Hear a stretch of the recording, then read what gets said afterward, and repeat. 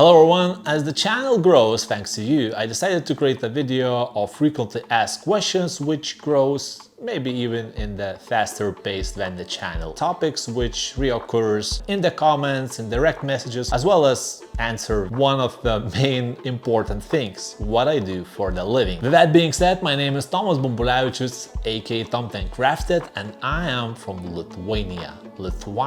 Litauen. Basically, it's in the Baltics region, the one at the bottom of three Baltics countries, Estonia, Latvia and Lithuania. That's where I'm from. We'll start from me and then eventually we will go down to the topics related to the cycling, as well as accessories, which makes my life easier. I will include links, already cover some of those topics in depth. How I end up in the cycling and what is my background. This is my 5th year of racing mountain bike. I'm 35 years old, racing in Masters 30 category most of the time. I appeared in the cycling out of nowhere. That means I don't have the background from my early ages. Everything is kind of new to me. On the 5th year, I'm still learning, sometimes even fundamentals. With that being said, it's kind of difficult to become winning athlete when you are coming to the sport not from the early ages. Other than that, I still have a background of someone who did sports from early days. So I've been playing basketball for 15 years or so, maybe even a bit more. Then I trained for triathlon and never started there. So I have a lot of experience when it comes to training in general. That obviously gives some endurance in my legs, but not to the extent where you would go for 5 hours. Everything has to be built. Why we are here in the first place? One of the reasons is this, which you can see here hanging. I always love to capture something. Even though it was basketball times, I always captured myself doing stuff. I love to learn from how I look doing things. So for example, when it was basketball, try to improve my technique based on the recordings. So that being said,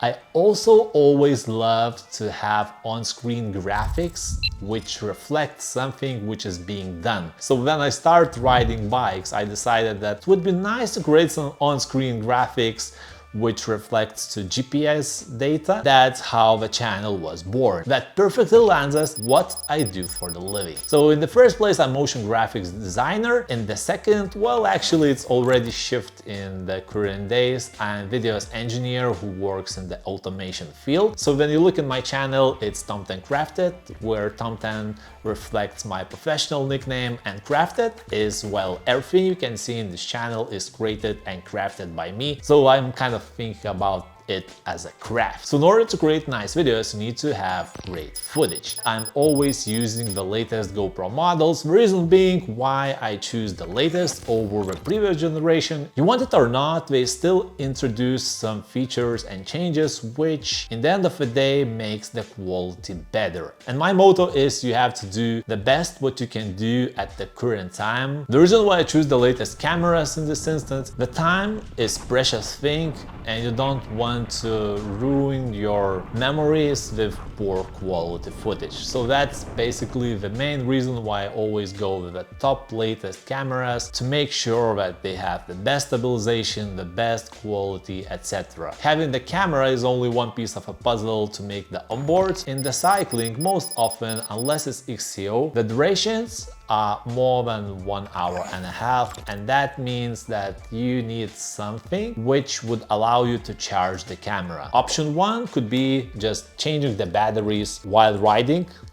Really, there are some guys who do that, but I'm not doing that. If you do that, you have to either stop the camera, and that will ruin all the GPS, and you will have to manually tweak it at the point where it has been cut. With the battery, you can record up to 1.5 hours in 4K. That leads me to a solution where I use the power banks. When the race is UCI, I use the power bank, I attach it to usually top tube with electric tape, charging cable, the charging doors, which will allow you to connect the camera to the cable to the power bank. I have full video about this. Whenever the topic which we are covering here has separate video which is in depth, I will share the link in the description. The reason why I'm creating this video is also I will have all the links covering the topics in single place, so that way it will be just a lot easier for anyone to find anything they need. Whenever the race allows me to use chesties, usually what I do is in the chesty I have a bit cut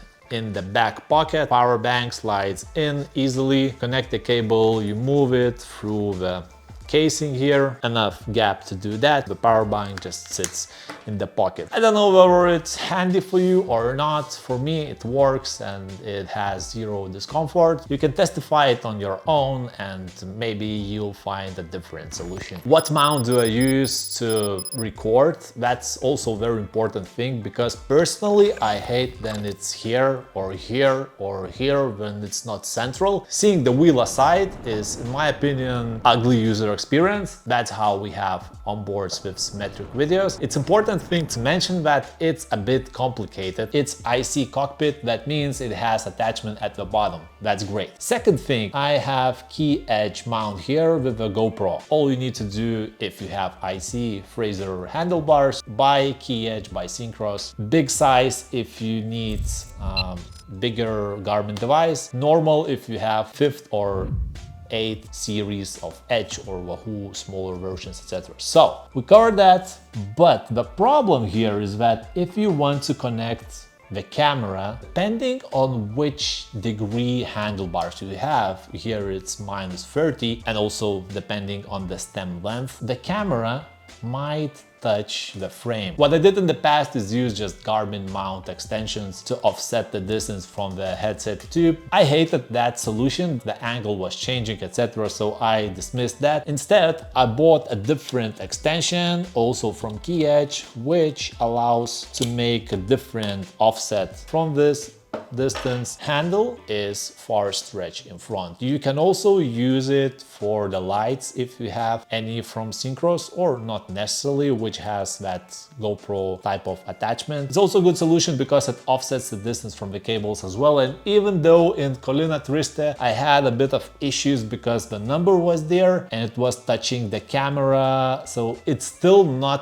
perfectly perfect. Scratch the camera here, probably with the brake hose. So it's a bit annoying, but still allows to do a lot of things with it. How long can we record the battery? Power bank? It depends. Quality of the footage, resolution, as well as the color profiles. With 5000 and the built-in GoPro battery, if I'm recording 4K 24 frames per second, it allows me to do that for 5 hours and a bit, which is quite a lot with 5000s. Meaning that with 10,000s you could probably potentially record up to 10 hours or something like that. But then the question comes, who will watch those 5-hour onboards, which I will cover a bit later. Now, with that being said, you also need one other thing, which is big enough SD card. Don't forget that. I have 512 gigabytes here, a bit overkill, but I just bought it in case I need it. 256 would be enough for 5 hours or so. Don't forget that it depends on the color profile. If you're recording in lock, it will take a bit less time. Well, yeah, less time. And if you record in HD only, it will last. So everything depends, but general rules of thumb are that.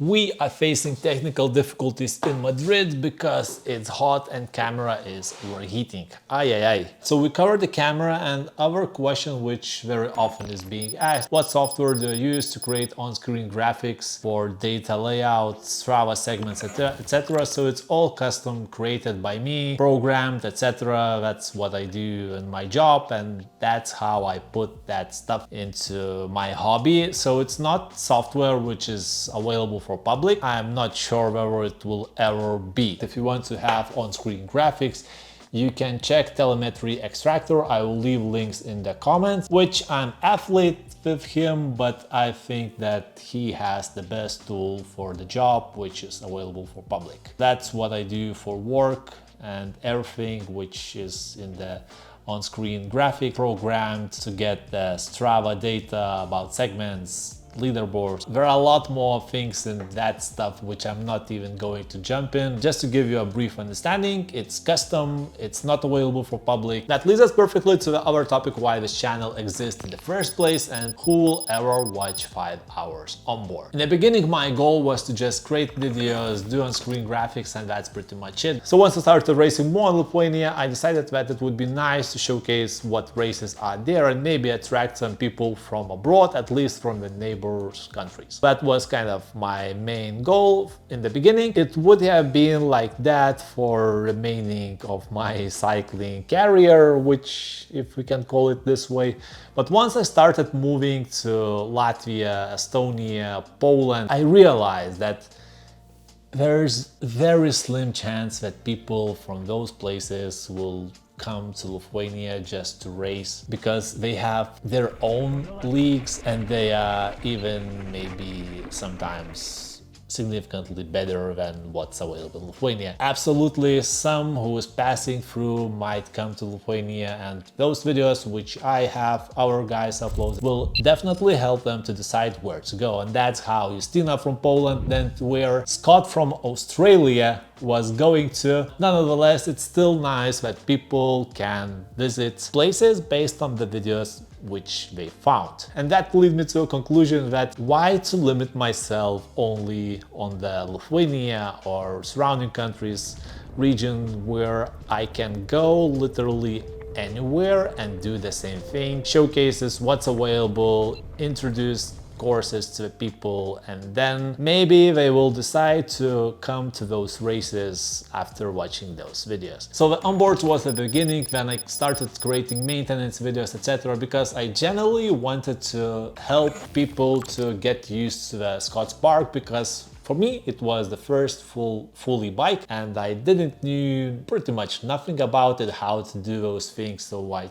tried it, I recorded, uploaded, and that's how I intentionally wanted to help people, actually help them to get to know more about that. We are getting to a topic where I just love to help people in a way, quite often before they even ask me to. So it's kind of looking ahead and trying to figure out what people might need without them actually needing it. That's how the Onboards were created in the first place, the idea to help people get to know things as well as maintenance or other stuff which I'm encountered. If you need anything about the Scots Park, how to maintain it, etc., I will leave the link as well in the comments. There are plenty of those videos. Other question which I get quite often asked is what are the best tires? The answer is it depends where you ride, how you ride, what's your weight, what your rims, etc. There are a lot of topics involved in the tires, as well as what pressure is the best. So I have separate videos covering that. The rule of thumb, everything depends on how skilled you are.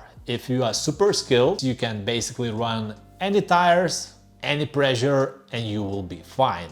If you are not, then it leads you to the situation where picking something specific to the terrain, profile, etc. you are doing would give you advantage against those who have no idea what they are doing. You will also feel better on the bike. So those kind of things considered, you have to make a decision based on a lot of factors. I will leave you videos about the tires in the description so you could get to know more. But I always very clearly state one thing, is that there is one worst tires choice you can make, and that is the tires which your favorite rider rides. If you are choosing the tires based on that, I can guarantee you most often bad time and bad experience on the bike, because you are not him.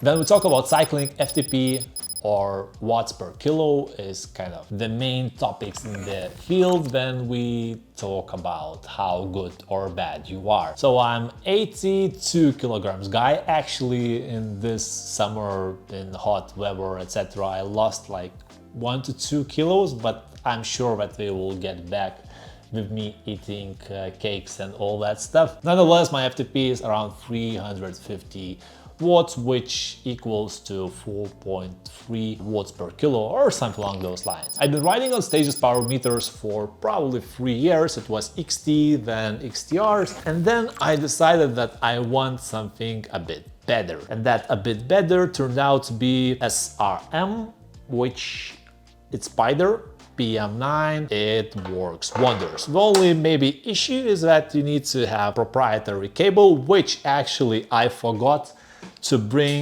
to Spain this time around. I already received some notifications from Garmin that it's showing battery as empty already. The battery left is 11%. Tomorrow I'm going back home, so everything will be fine with that. However, worth noting that whichever power meters you have, if you have any, the only important thing when it comes to power meters, if you have them, that they would measure same values from day to day. With that said, you should from time to time do a calibration, as well as change the batteries if those cells, like in stages, cranks. Whenever those batteries becomes aged, they start to miss showcase values, and I've seen with stages 2500s. But it was just different issue, and nonetheless stages worked fine. But now I have Spider from SRM. I think that it works wonders. I will create a video of comparison between stages, SRM, and maybe also vectors, just to get a sense how those three compares, sorry, not vectors, XC rally. Quite important thing in regards to training and performances: do I train with a coach, do I train at all, and how everything works in that sense. Usually my training schedule is from 10 to 12 hours per week. So you probably have seen, if not yet, my podcast with Jake from Top Cycling.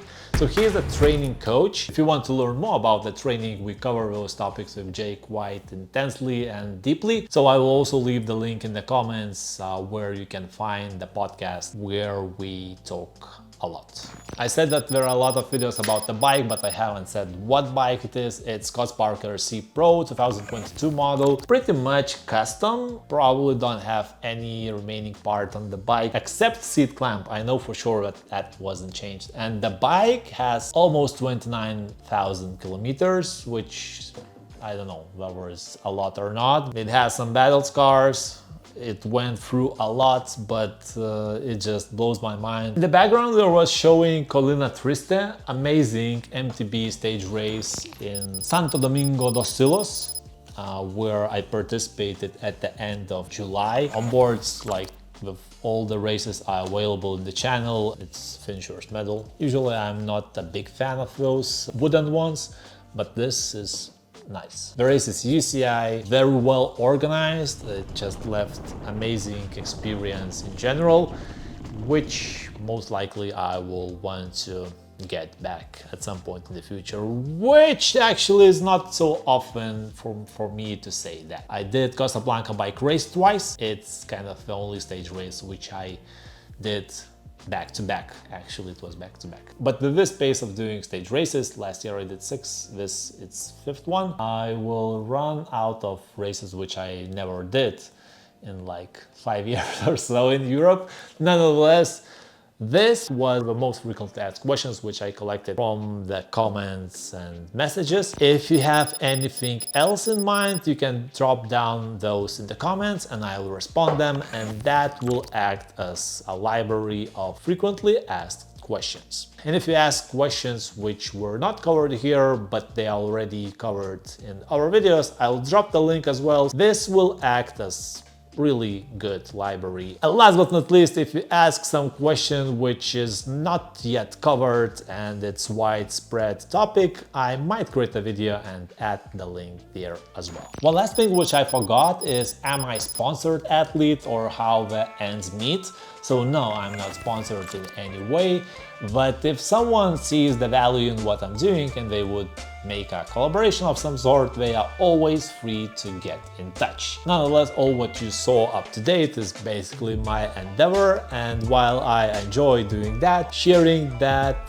with someone else would be also interesting thing to experience. So if you have any ideas, feel free to get in touch. So that being said, Tom10 Crafted thanks you for joining this journey together, and we'll meet somewhere in the trails, if not in the comments or any other way around. Subscribe to the channel, also follow me on Instagram, because there you can find pretty much the most recent bits where I'm at and what I'm doing. I also shared their extra things which are not available on YouTube. Hopefully this video has been useful. If you have any questions, suggestions, as always, feel free to leave them down in the comments.